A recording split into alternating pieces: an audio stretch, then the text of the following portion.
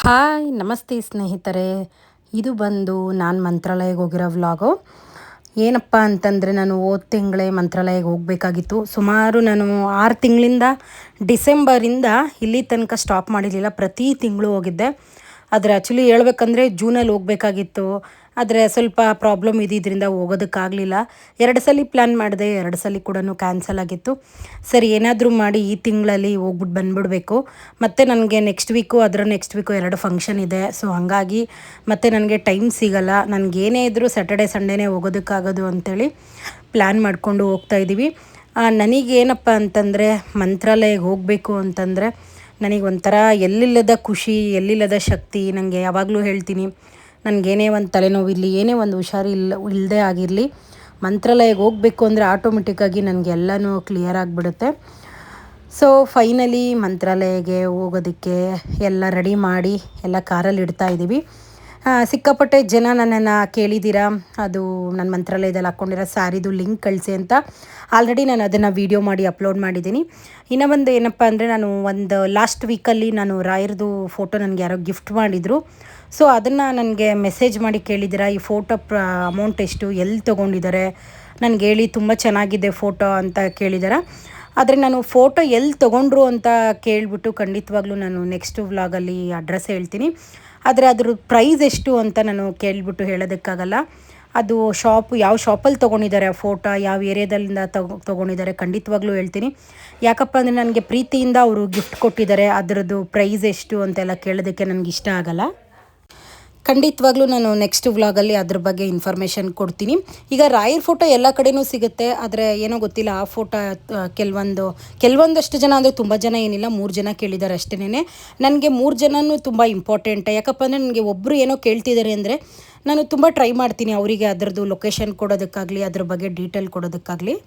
ನೋಡಿ ಚಪ್ಪಲಿ ನಾನು ಪಕ್ಕನ್ಗೆ ಅಲ್ಲಿ ಬಿಟ್ಟಿದ್ರೆ ನಂದೊಂದು ಚಪ್ಪಲಿ ಅಬಾಯ್ಸ್ ಮಾಡ್ಬಿಟ್ಟು ಅವ್ರದೊಂದು ಚಪ್ಪಲಿ ನಂದೊಂದು ಚಪ್ಪಲಿ ಕೊಟ್ಟು ನೋಡಿ, ಹಿಂಗೆ ಹಾಕೊಂಡು ನಮ್ಮ ಮಂತ್ರಾಲಯವ್ರಿಗೆ ಹೋಗಕ್ ಆಗತ್ತಾ? ನೋಡಿ ಇದು ಒಂಥರ ಚೆನ್ನಾಗಿದೆ ಅಲ್ಲ. ಮಾತಾಡ್ಲಿ, ಅವ್ಳಿಗೆ ಏನಾದ್ರು ಒಂದು ಟಾಪಿಕ್ ಬೇಕಲ್ಲ ಅಂತ.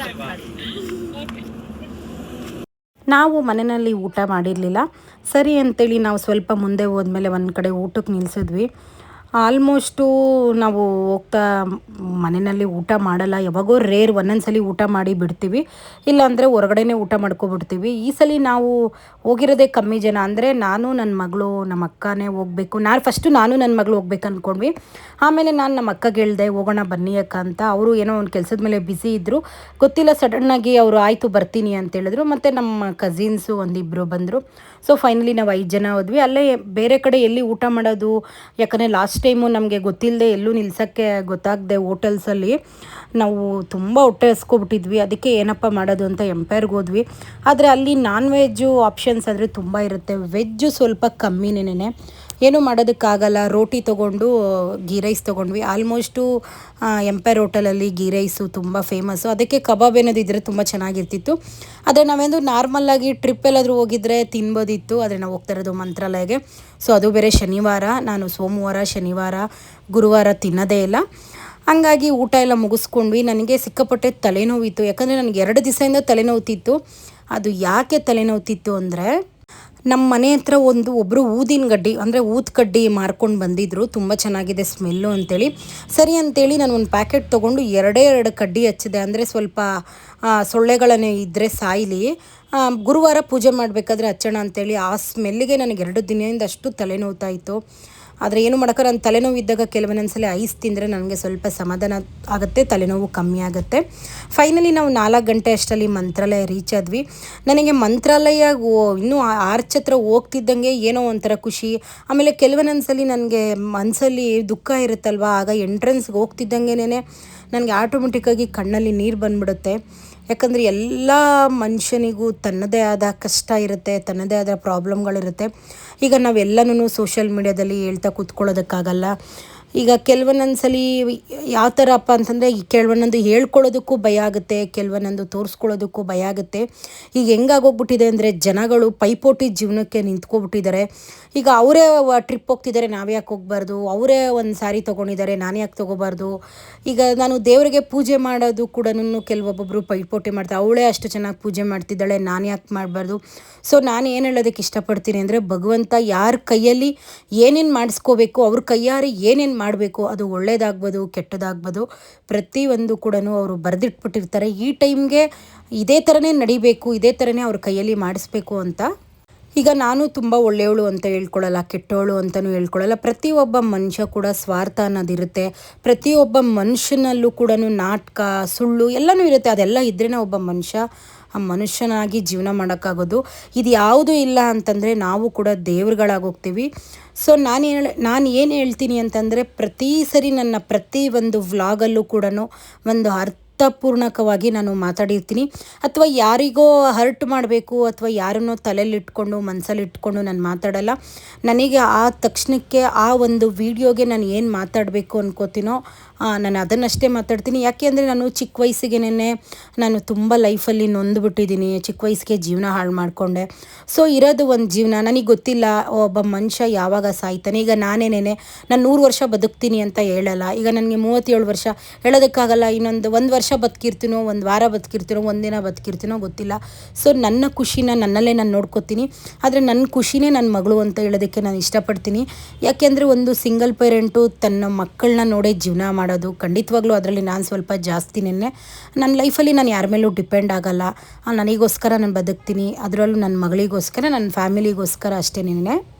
ನಾವಿದ್ದು ರೂಮಲ್ಲಿ ನಾವೆಲ್ಲ ರೆಡಿಯಾಗಿ ಕೆಳಗಡೆ ಬರ್ತಿದ್ದಂಗೆ ನನ್ನ ಫಾಲೋವರ್ಸು ಸಿಕ್ಕಿದ್ರು. ನೋಡಿ, ನಾನು ಅಂದರೆ ಹೇಳ್ಕೊಳ್ಳೋದಕ್ಕೆ ತುಂಬ ವಿದ್ಯಾವಂತಲಲ್ಲ, ಹೇಳ್ಕೊಳ್ಳೋದಕ್ಕೆ ನಾನು ತುಂಬ ಸುಂದರಿ ಅಂತಲೂ ಹೇಳ್ಕೊಳ್ಳಲ್ಲ.